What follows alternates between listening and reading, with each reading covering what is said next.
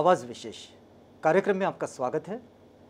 और विशेष में आज हमारे साथ हैं इंदिरा गांधी राष्ट्रीय मुक्त विश्वविद्यालय के नागपुर क्षेत्रीय निदेशक डॉक्टर पी शिवस्वरूप। वैसे डॉक्टर साहब का ये इतना सा नाम भले ही हो, लेकिन इस नाम के साथ बहुत बड़ा काम जुड़ा हुआ है। हम आपको बताएं कि ये जो क्षेत्रीय निदेशन यहाँ नागपुर के रीजनल सेंटर से वे करते तो है इग्नू के लिए, लेकिन इसके साथ शिक्षा के प्रचार प्रसार में और शिक्षा के प्रति लोगों में रुझान और रुचि को बढ़ाने के लिए विशेष रूप से जो सुदूर शिक्षा का क्षेत्र है, इस क्षेत्र पर उनका एक बड़ा काम है। और इस काम को एप्रिसिएट करते हुए कभी उनको शिक्षा महर्षि, कभी विदर्भ भूषण, कभी कृषि गौरव, साथ ही हम देखते हैं कि दूरस्थ शिक्षा में जो नवाचार का जो एक नया ट्रेंड आया हुआ है, उस पर भी उनका एक बड़ा काम किया है। इसका भी एक स्वर्ण पदक डॉक्टर पी शिवस्वरूप सर के पास हैं और अपनी सर्वश्रेष्ठ सेवाओं के लिए भी उन्हें स्वर्ण पदक मिला हुआ है। एक शिक्षा के क्षेत्र में जिनके पास एक बड़ा अनुभव है, उस अनुभव को आपके पास पहुंचाते हैं, क्योंकि एक महत्वपूर्ण बात कि हम जहां भी अपने जीवन को ऊंचाई की ओर ले जाना चाहते हैं, प्रगति की ओर ले जाना चाहते हैं, विकास की ओर ले जाना चाहते हैं, वहां शिक्षा की भूमिका बहुत बड़ी होती है। और ऐसी स्थिति में जो सुदूर शिक्षाएं हैं, इसका एक अलग महत्व बन जाता है।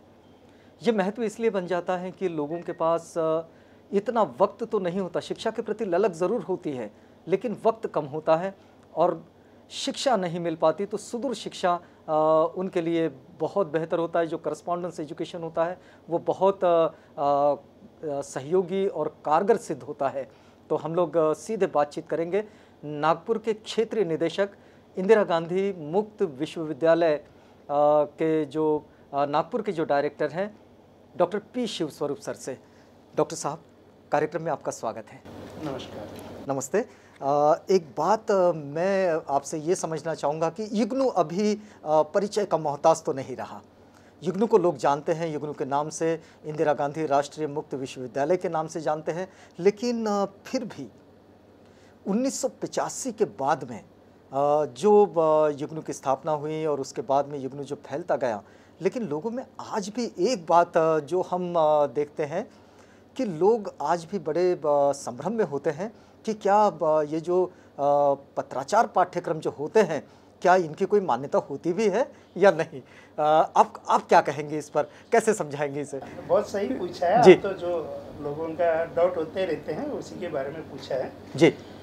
ये क्योंकि लोगों के इंफॉर्मेशन की कमी है, उनको कैसे समझना है उनको। लेकिन इग्नू ने तो आकाशवाणी से, दूरदर्शन से बहुत बहुत लंबे समय तक प्रोग्राम्स चलाए हैं, लेकिन तभी ये पहुंच नहीं पाया है लोगों के पास। प्रश्न आपने पूछा है पहले ये मान्यता के बारे में। जी जी। इंदिरा गांधी राष्ट्रीय मुक्त विश्वविद्यालय ये भारत सांसद की एक्ट के तहत बनाया हुआ है 1985 में। जी। तो ये एक केंद्रीय विश्वविद्यालय है, जी जैसे जी। दिल्ली यूनिवर्सिटी होते हैं, जवाहरलाल नेहरू यूनिवर्सिटी होते हैं, वैसे। तो इसलिए जो भी इसका डिग्री मिला है वो सभी मान्यता प्राप्त है। जी। और ये बहुत सभी गवर्नमेंट नौकरी के लिए, प्राइवेट नौकरी के लिए, कहीं भी प्रमोशंस के लिए, हर चीज़ के लिए ये मान्यता प्राप्त है, उसमें तो कोई दिक्कत नहीं है। जी। सिर्फ एजुकेशन है, एक गोल है, जैसे भगवान के लिए बोलते हैं पहुंचने के लिए अलग अलग रास्ता है। जी जी। वैसे एजुकेशन डिग्री हासिल करने के लिए अलग अलग रास्ता। एक है कॉलेज में जाके पढ़ना है, दूसरा रास्ता है दूरस्थ शिक्षा। जी। रास्ता अलग है बट हासिल तो एक ही है, डिग्री। जी हाँ, जी हाँ। सेम डिग्री है, सेम वैल्यू है। इसलिए इसमें क्या है कि दूरस्थ शिक्षा में हम किताबें घर में भेज देते हैं स्टूडेंट्स को, क्योंकि जी उनके पास कॉलेज में पढ़ने के लिए एक फुल टाइम एजुकेशन। क्या ये जैसे इग्नू अपने छात्रों को उनके घर में पुस्तकें तो भेज देता है उनके पाठ्यक्रम की, लेकिन उनकी पढ़ाई की फिर व्यवस्था कैसे होती है? कुछ बच्चों के कन्फ्यूजन्स हो सकते हैं। हाँ जी। ये किताबें भी नॉर्मल टेक्स्ट बुक नहीं है जी। ये भी एक स्वयं पद्धति में पढ़ाने के लिए हम इसको बोलते हैं सेल्फ इंस्ट्रक्शन मटेरियल। अच्छा। ठीक है, ये मतलब अलग से बनाया हुआ अच्छा, है। मतलब इसका डिजाइनिंग अलग से किया गया है। अलग से किया गया, नॉर्मल जो शॉप्स में मिलता है टेक्स्ट बुक ऐसा नहीं होता है, ये जी सेल्फ इंस्ट्रक्शन मटेरियल है। फॉर एग्जांपल कोई भी टीचर है 25-30 साल से क्लासरूम में पढ़ाया, कॉलेज में पढ़ाया, हम उनको रिक्वेस्ट करेंगे कि हमारे बच्चों के लिए जो आपका क्लासरूम का लेक्चर है लिखित में दे दो हमको। जो जैसा क्लासरूम में पढ़ाते हैं वही लिखित में लिख के हमको दे देते हैं, हम उसको फिर रिफाइन करते हैं सेल्फ इंस्ट्रक्शन मोड में और वो हम स्टूडेंट्स को भेजते हैं जी। इसमें ये सुविधा है कि फॉर एग्जांपल इंडियन हिस्ट्री के लिए दिल्ली यूनिवर्सिटी में बेस्ट टीचर हैं, हम उनसे रिक्वेस्ट करेंगे कि हमारे बीए हिस्ट्री स्टूडेंट्स के लिए आप किताब लिखिए। अच्छा, वो अपने क्लासरूम का लेक्चर को लिखित में हमको देगा।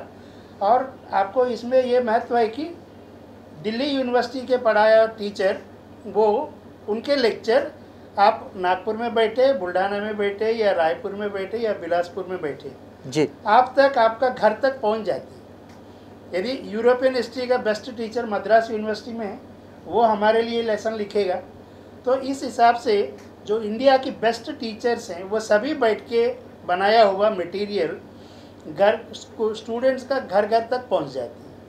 इसी को हम बोलते हैं quality education at your door step. अच्छा, तो किसी दूर दराज में भी आप बैठें, जी, किसी लोअर इनकम ग्रुप में रहे, कहीं भी रहे, आपके घर तक वही मटेरियल मिलता है जो मेट्रो सिटीज़ में दिल्ली बॉम्बे जैसे लोगों को मिलता है, वही मटेरियल। इसी को हम बोलते हैं democratization of higher education. Quality में कुछ फ़र्क नहीं है। जी, जी। घर में बैठ के भी आप सेम क्वालिटी ऑफ मटेरियल आप ले सकते। अच्छा, एक बात सर जो मैं जानना चाह रहा हूँ कि ये जो सिलेबस जो डिज़ाइन होते हैं, जो बाकी जो यूनिवर्सिटीज़ हैं उनका जो सिलेबस है उस सिलेबस के साथ क्या ये मैच खाता है या फिर उससे अलग कुछ सिलेबस होता है? ये मतलब जो यहाँ यूनिवर्सिटीज़ में जो first year, second year, final year या फिर पोस्ट ग्रेजुएशन के जो कोर्सेस हैं उसमें जो सिलेबस डिज़ाइन होता है ये उससे अलग है या फिर वैसा ही है?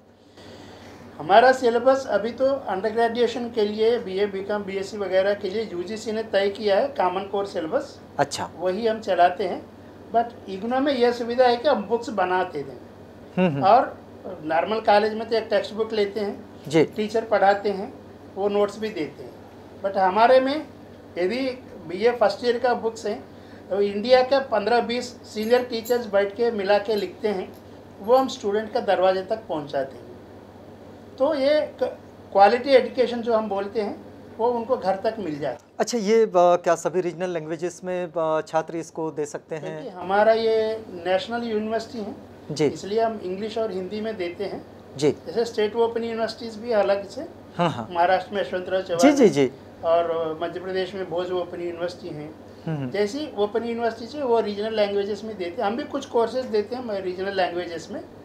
तो ये जनरली इंग्लिश और हिंदी में चलता है। अच्छा, एक बात ये भी आप हमारे दर्शकों के लिए थोड़ा सा इसको विशद कीजिएगा कि जैसे इग्नू से कोई डिग्री हासिल करता है, डिप्लोमा हासिल करता है, ये यदि विदेश में पढ़ने जाना चाहे ये छात्र, मतलब जिसने यहाँ दुरुस्त शिक्षा में इग्नू से कुछ कोर्सेज कर लिए हैं और वो अगर विदेश में पढ़ना चाहे तो क्या इग्नू के इस डिग्रीज़ को और सर्टिफिकेट्स को उतनी ही मान्यता होगी जैसे हमारे यहाँ भारत के अन्य विश्वविद्यालयों की डिग्रीज़ को मान्यता है? डेफिनेटली बहुत है। हमारा स्टूडेंट्स अभी भी बहुत लोग फॉरेन में एमएस कर रहे हैं जी, क्योंकि ये जैसे मैंने कहा था ये केंद्रीय विश्वविद्यालय है, भारत सरकार का है और यूजीसी मान्यता प्राप्त है, इसलिए इसका डिग्री सही हर जगह वैलिड है। मतलब अब्रॉड यूनिवर्सिटीज़ इसे कहीं कोई चैलेंज नहीं करती? कुछ भी दिक्कत नहीं। अभी नागपुर से भी काफ़ी स्टूडेंट्स है वो फॉरेन में अभी एमएस कर रहे हैं। अच्छा, इग्नू से करके वो एमएस करने के लिए बाहर गया। कितने अभी कोर्सेस इग्नू चला रहा है? इग्नू में लगभग 230 कोर्सेस हैं, अलग अलग लेवल का अलग अलग कोर्सेस है। और इग्नू का एक और महत्वपूर्ण अंश है लचीलापन जी, फ्लेक्सिबिलिटी। अच्छा, पहले फ्लेक्सिबिलिटी है क्योंकि हमारा ओपन यूनिवर्सिटी है, हमारा फिलॉसफी ओपन है, खुला विश्वविद्यालय। जो भी पढ़ना चाहे एक ही क्राइटेरिया है कि जिसके अंदर पढ़ने की इच्छा रही जी, बट वो पढ़ नहीं पाया अलग अलग रीजन से, इसलिए उनके लिए एक मौका है। जिसके पास फुल टाइम स्टडी करने की टाइम नहीं है, फॉर एग्जांपल आप कॉलेज में देखते हैं तो सुबह 10 बजे से 5 बजे तक कॉलेज हो जाते हैं, बच्चे को फुल टाइम एक्टिविटी हो जाती है। बट हमारा सोसाइटी में बहुत लोगों के लिए इतना टाइम नहीं है उनके लिए earning is more important than learning. पढ़ने की बजाय उनको पैसा कमाना है, क्योंकि फैमिली के लिए होगा, खुद के लिए होगा। इसलिए इन लोगों के लिए there should be an alternative method, इसलिए डिस्टेंस एजुकेशन चालू हुआ है। उसी हिसाब से हम पढ़ने के टाइम में भी, एंट्री में भी, सभी चीज़ों में हम एक लचीलापन देते हैं। एक फर्स्ट चीज़ है, मैं बताना चाहता हूँ, इसमें वय का कोई बंधन नहीं है, एज बार नहीं है हमारे पास। अच्छा, लेकिन वो कौन से छात्र जो इसके लिए एलिजिबल माने जाते हैं? हाँ, वो 18 साल से लेकर 80 साल तक का बच्चे हैं, स्टूडेंट्स। जी, हम तो स्टूडेंट्स ही बोलते हैं। जी हाँ, वो जी हाँ। 80 साल का भी होगा, क्योंकि हमारा नागपुर रीजन में ही लगभग 40 स्टूडेंट्स हैं जो 80 साल के आसपास हैं। जी, ठीक है, ये पहली बात है, वय का कोई बंधन नहीं है। लेकिन उनका कुछ एक बेसिक एजुकेशनल क्वालिफिकेशन एलिजिबिलिटी में आता होगा। मैं बता रहा हूँ, अलग अलग कोर्सेज के लिए अलग अलग एलिजिबिलिटी है, उसमें भी फ्लेक्सिबिलिटी है। जी, फॉर एग्जांपल बीए करने के लिए, बीकॉम करने के लिए 12वीं पास होना है, क्योंकि हमारा डिग्री है, यूजीसी मान्यता प्राप्त है, इसलिए जो एंट्री बोलते हैं वही हम देते हैं, उसी एंट्री से। बट कुछ सब्जेक्ट्स में हम फ्लेक्सिबिलिटी देते हैं। फॉर एग्जांपल एमए इंग्लिश, यदि किसी को एमए इंग्लिश करना चाहते हैं, बाहर कॉलेज में जाना है तो बीए इंग्लिश करना जरूरी है, तभी एडमिशन मिलता है जी। बट इग्नू में ऐसा नहीं है। हम सोचते हैं कि इनके अंदर पढ़ने की इच्छा है, किसी भी ग्रेजुएट को एमए इंग्लिश में एडमिशन देते हैं। अच्छा, वैसे मतलब वो किसी भी स्ट्रीम से आए? किसी भी स्ट्रीम से, वो बीए होगा, बीकॉम होगा, बीएससी होगा जी, और वो एमबीबीएस भी होगा। जैसे एमए साइकोलॉजी, बहुत लोगों को साइकोलॉजी पढ़ने की इच्छा रहती है, उनके लिए भी किसी भी ग्रेजुएट को हम एडमिशन देते हैं। आपका आश्चर्य होगा कि हमारे पास डॉक्टर्स भी हैं, नर्सेस भी हैं, आर्मी ऑफिसर्स हैं एमए साइकोलॉजी करने के लिए, क्योंकि एक फ्लेक्सिबिलिटी ऐसा है। जो हमारा कॉलेज, रेगुलर कॉलेज है, वो सीधा चलने वाला है, एक रूल के हिसाब से चलते रहते हैं। अच्छा, लेकिन एक बात तो है सर कि जैसे बहुत सारे कोर्सेस ऐसे होते हैं जिनको तो पढ़कर समझ लेना है, क्योंकि थ्योरी के सब्जेक्ट्स होते हैं, लेकिन कुछ सब्जेक्ट ऐसे होते हैं कि जिनमें प्रैक्टिकल एजुकेशन की ज़रूरत होती है, जैसे साइंस बेस्ड जो सब्जेक्ट हैं, तो ऐसे सब्जेक्ट्स के लिए इग्नू कैसे व्यवस्था बनाता है? बहुत सही प्रश्न पूछा आपने। ये लोगों के मन में ये भी एक डाउट है, डिस्टेंस एजुकेशन में प्रैक्टिकल्स कैसा सिखाते हैं? जी, ये ऐसा है, हम इग्नू में एक स्टडी सेंटर का कॉन्सेप्ट है। स्टडी सेंटर मतलब जो डिस्ट्रिक्ट या टाउन लेवल का, जी, हम कॉलेजेस या इंस्टीट्यूशंस देखते हैं जिसमें वो फैसिलिटीज अवेलेबल रहे। फॉर एग्जांपल हमारा बीएससी प्रोग्राम है, साइंस क्लासेस कहाँ चलते हैं वो देखते हैं। जैसे नागपुर में है इंस्टीट्यूट ऑफ साइंस है जी, वो बहुत पुराना है, लगभग 100 साल के ऊपर पुराना इंस्टीट्यूट है, हाईली क्वालिफाइड टीचर्स रहते हैं, उसमें गवर्नमेंट कॉलेज हैं, उसी में हमारा सेंटर है। वो साल में 2 बार हम प्रैक्टिकल्स कंडक्ट करते हैं, फरवरी मार्च में और अक्टूबर नवंबर में, कि सब्जेक्ट के हिसाब से 15 दिन का या 21 दिन का प्रैक्टिकल्स होते हैं। उधर वो आके फुल टाइम अटेंड करना पड़ेगा, वहाँ का वो टीचर्स रहेगा, वो लैबोरेटरीज में प्रैक्टिकल्स होते हैं, तब वो डिग्री पास होता है। वो थ्योरी एग्ज़ाम तो वो पास हो सकते हैं पढ़ के। उसके लिए भी जैसा मैंने कहा था, स्टूडेंट्स, आपने सुना होगा कि एकलव्य की कहानी जो महाभारत में था, जी, जी, उनको भी उस समय द्रोणाचार्य की उसमें एडमिशन नहीं मिला है, बट फिर भी वो सेल्फ लर्निंग से अर्जुन से भी ज़्यादा सीख लिया है। ठीक है, वैसे एकलव्य बहुत लोग हैं आजकल, उनको मौका नहीं मिलते हैं, बट हम देखें उनको पढ़ने की इच्छा रहते हैं, बट इच्छा तो है, बट सब्जेक्ट अंडरस्टैंड करने के लिए उनको तो कुछ तो मदद चाहिए। इसलिए हम स्टडी सेंटर्स एस्टैब्लिश किया है दूर दराज जगह में भी। जी, जी, और वहाँ सैटरडे संडे क्लासेस होते हैं शाम की टाइम में, ये घर में भेज देते हैं, वो पढ़ लेते हैं। एवरी सैटरडे संडे वो टाइम शेड्यूल भेजते हैं, टाइम टेबल। अच्छा, स्टडी सेंटर वाला 6 महीने पहले ही टाइम टेबल भेज देते हैं। इग्नू में 2 तरह की। अच्छा, एक बात है सर कि जैसे जो बच्चे एकदम लिबरल क्लास में आते हैं और वो बच्चे स्वयं भी लेबरर्स होते हैं, और वो बच्चे अगर पढ़ना चाहें तो क्या इग्नू उनके लिए कोई व्यवस्था बनाता है कि जो आर्थिक दृष्टि से अक्षम है, या फिर मार्जिनलाइज कम्युनिटीज़ से आते हैं, या फिर हमारे यहाँ जो शेड्यूल कास्ट, शेड्यूल ट्राइब से, ओबीसी से जो बच्चे आते हैं, क्या इग्नू उनके लिए कोई सेपरेट व्यवस्था बनाता है कि जो इस तरह से जो अभावग्रस्त है, कमज़ोर है, क्या उनके लिए, क्योंकि जैसे हमारे जो जनरल एजुकेशन में यूनिवर्सिटीज़ उनके लिए कुछ स्कॉलरशिप की व्यवस्था बनाती है, उनको कुछ फ़ीस में छूट देती है, इग्नू के पास ऐसा कोई प्रोग्राम चलता है? इग्नू तो बहुत कुछ करते हैं। SC/ST स्टूडेंट्स के लिए हमने 100% फीस माफ़ करते हैं। अच्छा, फ्री एजुकेशन है शेड्यूल कास्ट और शेड्यूल ट्राइब्स के बच्चों और के? शेड्यूल ट्राइब बच्चों के लिए। ये और कहीं से स्कॉलरशिप नहीं मिलता है उनको। हाँ हाँ, ये 100% फीस माफ़ है। अच्छा वो फ्री एडमिशन हम कर देते हैं, दे देते हैं उनको। अच्छा। 100 प्रोग्राम्स है हमारा इग्नू में, उसमें हम फ्री एडमिशन देते हैं। ये 100 प्रोग्राम्स जो हैं वो क्या सर्टिफिकेट्स हैं या डिग्रीज़ हैं? सर्टिफिकेट भी है, डिप्लोमा भी है, डिग्रीज भी, अलग अलग कोर्सेज का। ये वेबसाइट में एडमिशन वेबसाइट में मिलता है लिस्ट, जी जी। उसमें वो कर सकते हैं। उसमें BA BCom BSc भी हैं और डिप्लोमास भी हैं, सर्टिफिकेट कोर्सेज भी, अलग अलग सर्टिफिकेट कोर्सेज, ये सभी में वो एडमिशन ले सकते हैं। मिनिमम एलिजिबिलिटी जिसके पास है जी, वो कर सकते हैं। अच्छा। लेकिन इग्नू के जो प्रोफेशनल कोर्सेज जो चलते होंगे, इन प्रोफेशनल कोर्सेज में अगर कोई बच्चे करना चाहे एडमिशन, तो उसका क्राइटेरिया क्या होता है? क्योंकि हम लोग बाहर देखते हैं कि कोई इंजीनियरिंग साइट पर जाना है तो उसको JEE करके जाना है, कोई मेडिकल साइट पर जा रहा है तो नीट करके जा रहा है, कोई अगर अन्य अन्य क्षेत्रों में जाना चाहते हैं तो उसके लिए अलग अलग परीक्षाएं हैं। तो इग्नू उसके लिए कुछ स्पेशल व्यवस्था बनाता है? इग्नू में जो मैंने बताया, लगभग 230 प्रोग्राम्स हैं जी, इसमें सिर्फ 3-4 प्रोग्राम्स के लिए एंट्रेंस टेस्ट हैं। बाकी सभी के लिए जो मिनिमम एलिजिबिलिटी रहे उनको सीधा एडमिशन मिल जाएगा। इग्नू में अच्छा। कोई सीट्स का लिमिटेशन नहीं है। अच्छा, तो लेकिन इग्नू में जैसे मेडिकल साइट पर या फिर इंजीनियरिंग साइट पर कुछ डिग्रीज डिप्लोमास तो है जो हमने भी देखे हैं, उसके लिए क्या व्यवस्था बनती है? मेडिकल कोर्सेज में एलिजिबिलिटी कुछ प्रोग्राम्स के लिए MBBS हैं जी, जैसे PG diploma in maternal child health हैं, PG diploma in geriatric medicine है और PG diploma in health and hospital management है। ऐसे कोर्सेज के लिए MBBS होना जरूरी है और इनका भी प्रैक्टिकल क्लासेस होता है। Mahatma Gandhi institute of medical sciences है सेवाग्राम में जी, वहाँ हमारा प्रैक्टिकल्स होते रहते हैं, स्टूडेंट्स आते हैं उधर अटेंड होते रहते हैं। और अलग अलग प्रोफेशनल कोर्सेस है। MBA के लिए एंट्रेंस टेस्ट होता है, इग्नू में MBA भी है जी, एनी ग्रेजुएट इज एलिजिबल। वो MBA एंट्रेंस क्वालिफाई हो जाते हैं तो MBA 2 साल का है, उसी में वो एडमिशन ले सकते हैं।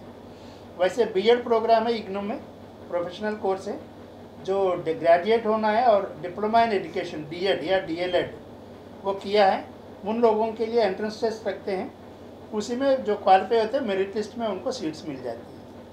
ये 2-3 प्रोग्राम छोड़ के बाकी सभी में सीधा एडमिशन है इग्नू में। अच्छा। कोई सीट्स का रिस्ट्रिक्शन नहीं है।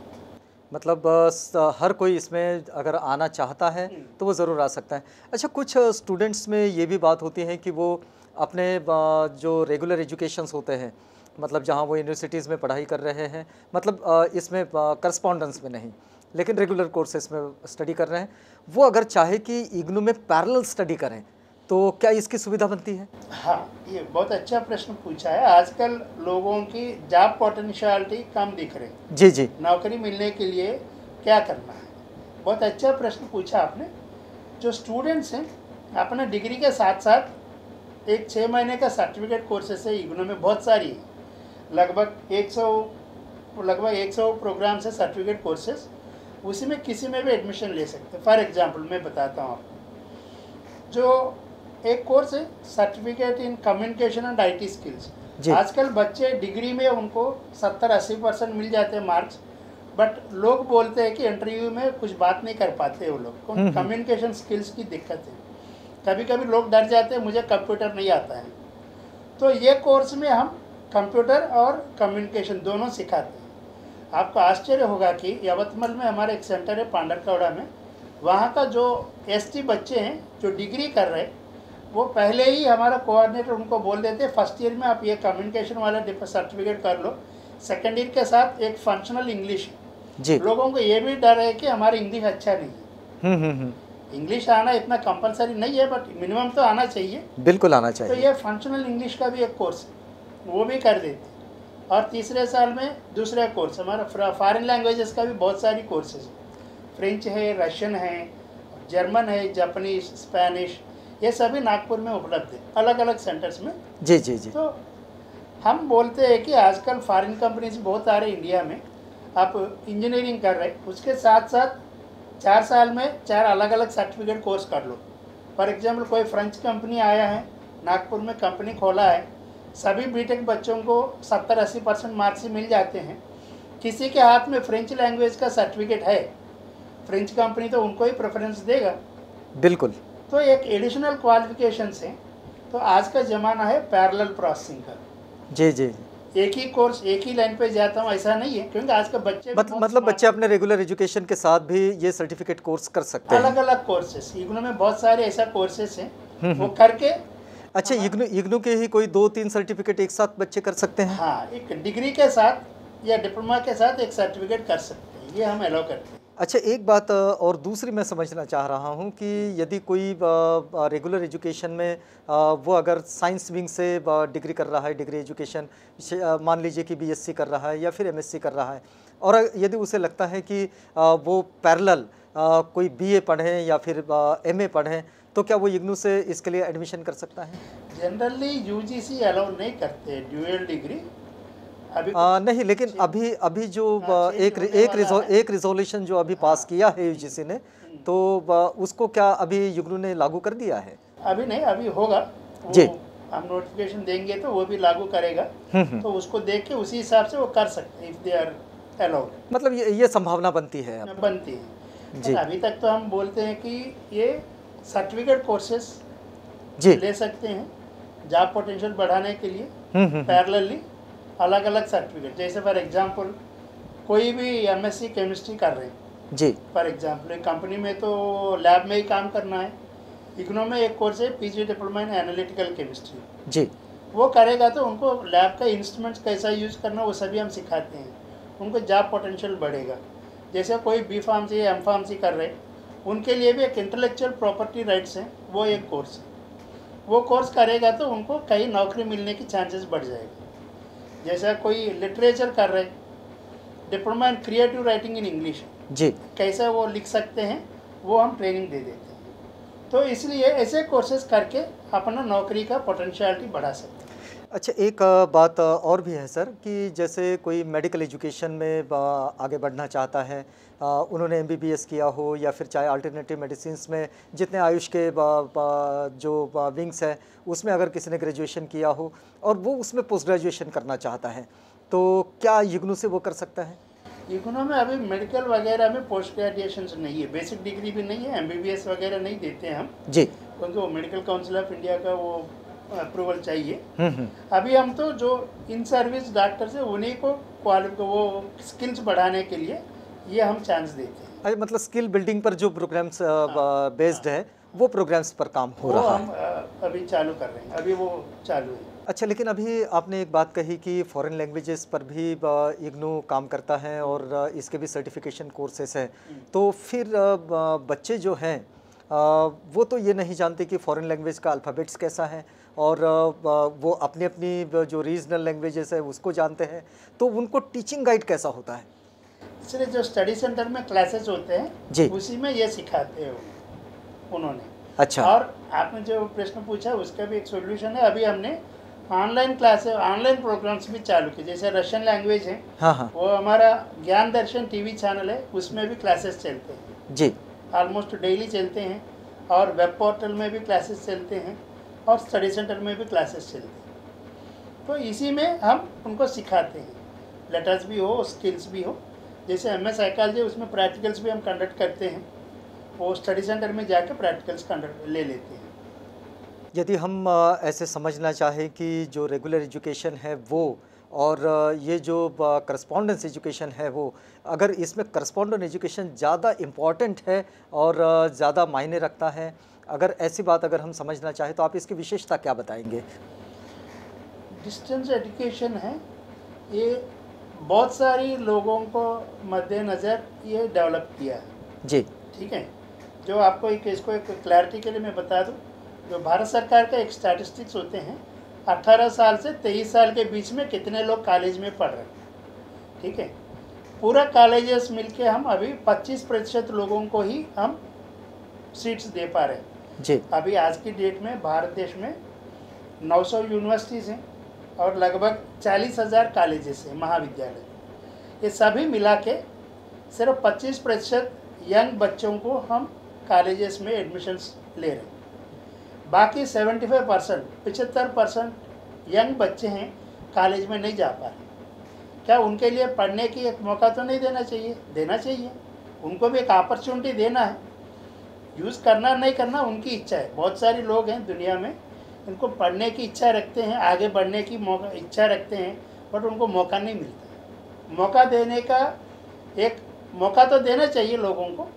ये शिक्षा एक रास्ता है आगे बढ़ने के लिए। जी जी जी। और ये शिक्षा उनको अपने घर में रह के भी पढ़ाई करने का, अपने काम करते वक्त भी पढ़ाई करने की एक मौका देते हैं। इतने इतने बरसों से आप इग्नू के साथ काम कर रहे हैं, शिक्षा के क्षेत्र में काम कर रहे हैं।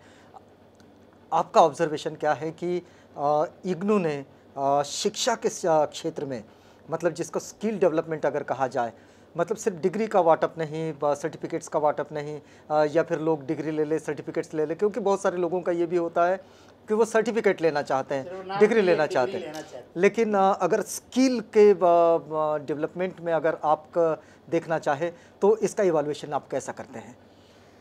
लोग हैं, मेरा ऑब्जर्वेशन है, हम किसी को उनकी रहने की जगह या सोशल स्टेटस देख के यही लोग पढ़ सकते, ये लोग नहीं पढ़ सकते, ऐसा नहीं मान सकते। जी जी। हर एक के अंदर एक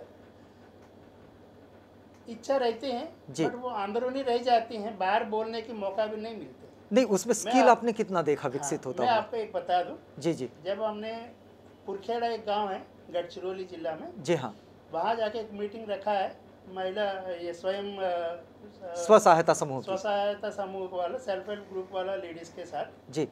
जब हमने बोलने के बाद वहाँ का लेडीज़ ने यही बोला, सर हम तो 40 साल हो गए इधर आके, अभी तक कोई नहीं बोला है कि हम घर में बैठ के भी पढ़ाई कर सकते हैं, सिर्फ आपने ही बोला है, इसलिए वो तुरंत एडमिशन लिया है। हमको बहुत खुशी होते है कि वहाँ के 75 साल की महिला भी एडमिशन लिया है, अभी BA फर्स्ट ईयर कर। क्या बात है। मेरा कहने का मतलब है जी जी, लोगों को अंदर वो हम क्या बोलते हैं, निद्रित हो जाते हैं, जी जी, सबसाइड हो जाते हैं। जब हम ये बोलते हैं कि आप भी पढ़ सकते हैं, एक जागरूक हो जाते हैं, हाँ हमको भी एक मौका है। और गढ़चिरौली ज़िले में ही हम गांव-गांव में जाते हैं, एक ज्ञान गंगा की नाम से मीटिंग्स रखते हैं NGOs के साथ, ग्राम पंचायत लेवल पे। अंदर गाँवों में भी इतने सारे लोग हैं, ट्राइबल बच्चे हैं, वो 12वीं तक आश्रम स्कूल में पढ़ते हैं और फिर वो गांव छोड़ने की इच्छा नहीं रहती, इसलिए अपने गांव जाके खेती में लग जाते। जब हम जाके बोलते हैं आप खेती भी करो, पढ़ाई भी करो, वो बहुत खुश है। आपको खुशी होगा कि हमारे कुरखेड़ा सेंटर में 300 लोग हैं पढ़ने वाले। क्या बात है। महिला भी हैं, बच्चे भी हैं, सभी लोग जो आके इग्नू में एडमिशन ले रहे और पढ़ाई कर रहे। वही नहीं है, हम तो जेल भी पहुंचते हैं। जी। जेल जो कैदी लोग हैं उनको भी हम बोलते हैं आप भी पढ़ सकते हैं, क्योंकि हम इग्नू एक ऐसा है सोशली ओरिएंटेड यूनिवर्सिटी है, हम प्रिजनर्स को भी फ्री में पढ़ाते हैं। जेल में भी हम जाके उनको भी अवेयरनेस क्रिएट कर, क्योंकि लोगों को बहुत सारी गवर्नमेंट स्कीम्स होते हैं, लोगों को पता नहीं, ये भी है हम यूज़ कर सकते हैं, इसलिए हम जाके उनको बार बार बोलते रहते हैं आप भी पढ़ो। अभी हमको नागपुर और अमरावती जेल में मिला के लगभग 1000 के प्रिजनर्स क्यूमुलेटिव एनरोलमेंट हैं, अलग अलग कोर्सेज कर रहे हैं, डिग्री भी कंप्लीट कर रहे हैं। क्या बात है, क्या बात है। BA कर रहे हैं, MA कर रहे हैं, अभी कुछ लोग तो MBA भी कर रहे हैं। वो पूछते हैं मुझे, जी सर हमको भी MBA करना है।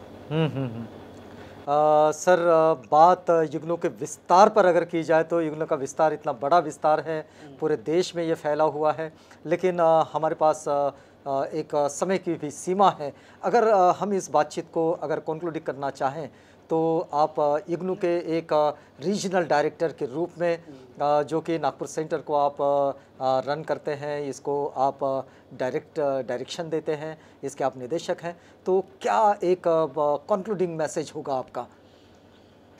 मेरा कहना है यदि किसी के अंदर पढ़ने की इच्छा रह गई, अधूरी रह गई, वो एक सेकंड चांस ले सकते हैं इग्नू के साथ। बहुत सारी बच्चे, यंग बच्चे के लिए मैं बोलता हूँ इग्नू के साथ भी पढ़ाई करो, और ज़िंदगी में आगे बढ़ सकते हैं। किसी को कोई कमी नहीं होते हैं, क्योंकि मैं बता दूं आपको, हमारे साथ बच्चे जैसा है वो अपनी फैमिली कंडीशंस की वजह से कहीं नौकरी में लग गई, फिर इग्नू के थ्रू बीए किया, एमए किया, और कुछ लोग आईएएस भी बन गए जी। तो मौका तो आपको ढूंढना चाहिए। यदि आपके अंदर जो इच्छा रहते हैं, हम आपको मदद करेंगे। IGNOU will be with you to move you ahead in your life.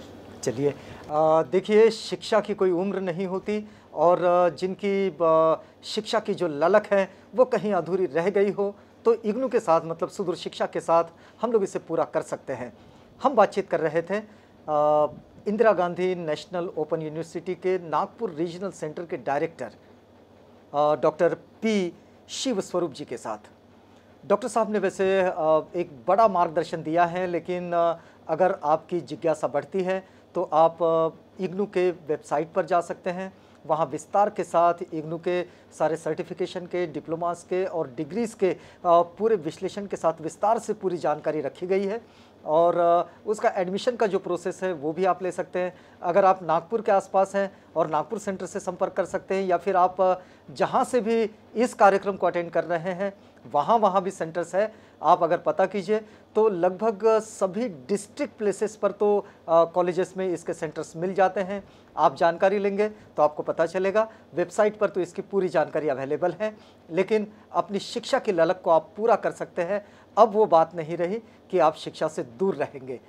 तो इग्नू के नागपुर रीजनल सेंटर के डायरेक्टर डॉक्टर पी शिव स्वरूप जी के साथ ये बातचीत हो रही थी। सर, आपने इतनी व्यस्तता में हमसे बातचीत की, कोरोना काल चल रहा है और ये समय भी आपने ये बातचीत हमसे की, इसके लिए आपका बहुत बहुत धन्यवाद।